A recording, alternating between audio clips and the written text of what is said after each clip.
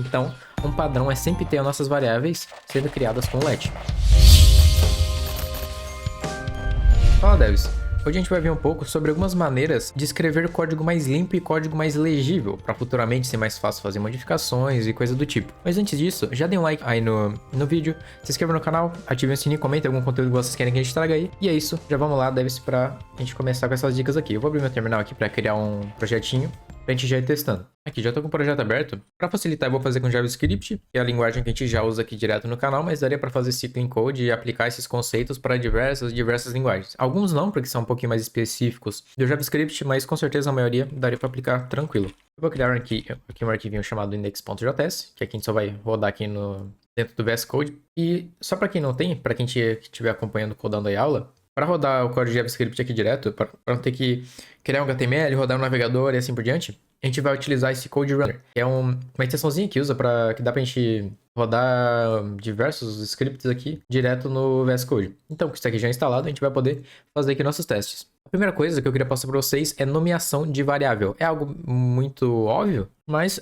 é um dos primeiros passos, que querendo ou não, quando a gente vai nomear uma variável, digamos aqui sim, a gente nunca deve criar uma variável, por exemplo, const x igual a Joãozinho. Óbvio que agora eu sei que x vai ser sempre Joãozinho, mas pense no arquivo que tem 500, 400 linhas, ou se isso está sendo exportado para outro arquivo, e tá lá no meio do arquivo que tu tá usando esse x, e como é que tu vai saber que esse x é realmente Joãozinho? A gente poderia passar o nome mais certo, seria username, ou, por exemplo, account, tudo isso para referenciar que aquilo vai estar referenciando ao nome de um usuário ou ao nome de alguém. E assim por diante, a gente, ao invés de criar variáveis, por exemplo, x, y, z, e criando um monte de variável com nome sem sentido, sempre focando em criar variáveis descritivas. Mesmo que demore para pensar um pouquinho no nome da variável, coisa assim, vale a pena trazer um nome descritivo. Outra coisa, já pulando um pouquinho, é sobre a declaração de objetos. Por exemplo, se eu criar um objeto aqui, user, e a gente vai ter um user, eu vou fazer primeiro da maneira errada. User ID, por exemplo, 1, 2, 3, 4, a gente vai ter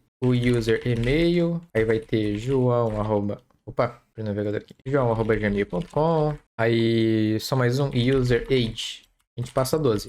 Por que essa é uma maneira errada de se instanciar um objeto? Porque quando a gente já declara a nossa variável, ela já tem a palavra user. Então, tudo que está dentro dela já vai estar referenciando a um usuário diretamente. Só para vocês verem como é que vai ficar, se eu der um console.log aqui no user.userAge, vocês não concordam comigo que isso aqui tá absurdamente repetitivo? Se você for pensar, e dentro de userAge é outro objeto, e assim vai ficar repetindo demais a palavra user, que você já sabe que é o objeto de usuário. Então, a maneira de a gente executar aqui vai dar o userAge normal, mas só que isso está extremamente repetitivo, deixando o código até maior, sem necessidade nenhuma. Então, a maneira correta de se fazer isso é como eu já referenciei o user, só passar aqui ID, aqui, por exemplo, e-mail, e aqui a idade do usuário. A gente dando console.log aqui, a gente pode ver user.email. A gente já pode ver que eu tô pegando e-mail desse usuário aqui, o que faz muito mais sentido. Outra coisa que dá para também a gente fazer para melhorar nosso código é a questão de não usar valores absurdos. Por exemplo, se eu dar aqui um set timeout, e aqui no fim ele recebe o número do tempo que eu vou estar executando aquilo. Por exemplo, se eu der um console.log aqui, 1, eu posso passar aqui 1000 milissegundos, vai dar um segundo. E ele vai estar executando, ele vai esperar um segundo para executar aquilo que eu passei. Ou seja, eu vou executar, vai esperar um segundo e executou. E a dica que eu dou para vocês é não utilizarem valores absurdos. Por exemplo, eu quero que você espere muito para ser executado. Eu colocar 9999999. Ele vai esperar tudo isso? Claro que vai. Mas isso fica muito ruim de se ver e de se ler qual número é esse aqui diretamente. Ou fica um número muito ruim de ser reutilizado ou coisa do tipo. Ao invés disso, a gente pode criar, por exemplo, aqui. Eu vou criar uma variável em maiúsculo com snake case, que seria um padrão também para a gente utilizar nesses valores de variáveis no ambiente. E por que a gente usa tudo maiúsculo e snake case? Porque esse é um padrão normalmente utilizado quando a gente cria lá um arquivo .env. A gente usa como variáveis de ambiente, a gente sempre utiliza esse padrão. Então é muito bom utilizar. Por exemplo, posso passar aqui session duration. E passar aqui, por exemplo, ao invés de colocar aquele número absurdo, eu posso colocar 15 vezes 60, por exemplo, vezes 1000. E assim a gente já vai ter um número muito mais... não 10.000, que é um número alto também, né? Vezes 1000. E assim já tem um número muito mais elegante, assim, de se ter dentro do nosso código, mais fácil de se visualizar. E aqui a gente só passa na session duration. Aqui, claro que ele vai ficar esperando muito tempo aqui para executar, né? Vamos ver até o que deu aqui de errado. Aconteceu? Aqui não sei nem o que aconteceu, só mudei o nome aqui, só mudei os valores aqui, já tá funcionando normal. Mas aqui, o objetivo aqui é mais a gente sempre separar esses valores em lugares específicos e não gerar valores absurdos. Como o termo se fala, é hardcore values. A gente não usar valores de 9999920, números absurdos assim. Para não ficar também confuso o nosso código. Agora, é na questão de funções. De funções, dependendo se a gente for trabalhar, por exemplo, com React, a gente tem alguns padrões que normalmente é utilizado. Por exemplo, o padrão handle. E o que é esse handle? É um padrão que é utilizado para dizer que aquela função vai executar uma ação do usuário. Por exemplo, handle submit. Basicamente, vai ser executado pelo usuário que vai dar submit num formulário, por exemplo. E assim usando esse padrão handle. Mas algo que se não deve usar dentro de funções, é a mesma, se aplica também para variáveis, são nomes que não dizem exatamente o que aquilo está fazendo. Por exemplo, toggle. Toggle ele provavelmente vai estar ativando alguma coisa. Mas o que ele vai estar ativando? Esse é um jeito ruim de se escrever uma função, porque futuramente, agora a gente sabe o que ela vai estar fazendo, mas mais futuro, a gente não vai saber exatamente o que aquilo ali vai estar dizendo. Então, qual a maneira correta da gente nomear isso aqui? A gente, por exemplo, colocar toggle theme switch. Para, por exemplo, se a gente estivesse trocando o tema de uma página, trocando a cor, trocando de dark para light theme.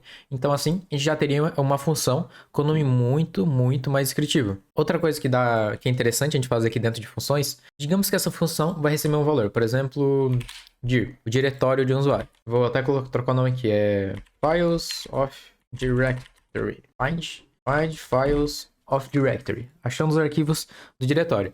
Aí, por exemplo, digamos que eu quero pegar o diretório. Eu quero criar uma variável aqui, directory. E ela vai ser ou dir, ou, no caso aqui vai ter duas barras, para dizer que vai ser ou uma coisa ou outra, ou ponto barra. E o que eu estou fazendo aqui? Aqui, basicamente, ele vai receber, se o usuário passar algum valor, ele vai usar como dir, senão ele vai usar o ponto barra. Mas qual o sentido de eu fazer isso, sendo que eu tenho esse valor aqui em cima? A maneira correta de se fazer isso é já atribuir no próprio valor inicial dessa função.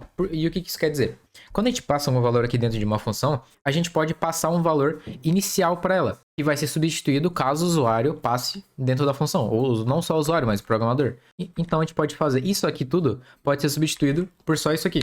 Ou seja, eu vou estar dizendo que esse dir vai ser um... Por exemplo, vou dar um console.log aqui no dir, e eu vou chamar essa função. Se eu só chamar ela, vamos executar aqui, ele vai retornar para mim ponto e barra. Mas e se eu passar aqui Joãozinho? Ele vai retornar para mim Joãozinho, porque ele vai reatribuir o valor dessa variável. Esse igual aqui só vai estar dizendo que o valor inicial desse atributo da função vai ser esse ponto barra aqui no caso. O que diminui uma variável dentro da nossa função que pode estar ali, que nem vai ser tão útil assim a gente ficar prestando atenção. Sendo mais fácil assim a gente só passar direto no parâmetro da função, bem mais fácil. Agora a gente vai ver um pouco mais sobre ter um código mais limpo, mas agora um pouco mais direcionado para o JavaScript. Mais direcionado para coisas específicas do JavaScript. E a primeira coisa que a gente pode fazer é sobre a criação de variáveis. No JavaScript a gente tem diversas maneiras de criar uma variável. Por exemplo, tem const, tem let, tem var. E todas essas maneiras têm seu propósito. O var hoje em dia, ele está sendo bem menos utilizado.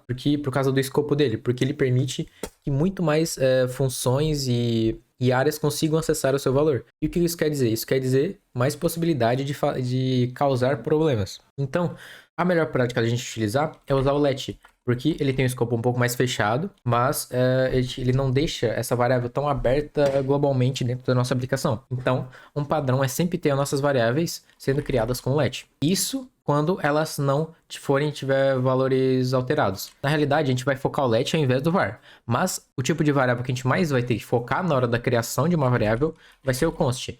Porque o const ele não deixa a gente mudar um valor de uma variável. Ou seja, a gente não vai ter mudanças nos nossos dados. A gente não vai substituir um valor que a gente não queira. Então, o padrão é sempre colocar const na maioria das variáveis e, quando precisar mesmo reatribuir um valor, usar o let.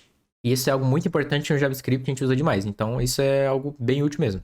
Outra coisa, a parte de igualdade dentro de funções, de verificações. Por exemplo, se João foi igual type of... não, se João foi igual Maria. Normalmente, perdão, console.log aqui, passou, por exemplo. Eu vou colocar, na realidade, eu vou colocar aqui o número 1 dentro de string e o número 1. Se eu colocar dois iguais aqui, qual seria o sentido? A gente está vendo que esse 1 é uma string e esse aqui é um número, ou seja, não deveria passar. Vamos ver aqui se vai passar. Acabou passando, vamos ver aqui. Acho que eu acabei colocando o padrão errado, só um minutinho, vamos ver. Na realidade estava certo, eu até me confundi. Aqui vocês podem ver que mesmo ele não tá comparando o tipo da variável que a gente está passando. Ou seja, ele verifica, tem um aqui, tem um aqui. Beleza, ele passa. Se a gente usar três iguais, que é o padrão correto, ele sempre vai verificar o tipo. Ele vai garantir que aqueles tipos são diferentes. Então agora ele não vai ter que mostrar o passou. Pronto, já não mostrou. Então, esse padrão da gente sempre utilizar esses três iguais é o melhor possível no JavaScript. Então, normalmente a gente nunca usa o de dois iguais porque ele não faz verificação por tipo. Isso só no JavaScript. A maioria das linguagens não tem esse padrão de três iguais. E era isso que eu tinha mostrado para vocês, devs. Esse foi mais um vídeo mais introdutório, questão de pra gente fazer um código mais limpo. A gente vai ter mais vídeos sobre código limpo, eu quero passar para vocês um pouquinho sobre dry e outros conceitos da programação. Mas esse é um inicial para quem está começando, só algumas coisas básicas, até se você já sabe programação, mas alguma dessas características que eu falei aqui de código limpo você ainda não usa, é interessante utilizar, mas só para passar mais essa visão aqui nesse vídeo. E é isso, dê um like no vídeo, se inscreva no canal, e é isso, devs, até a próxima. Falou!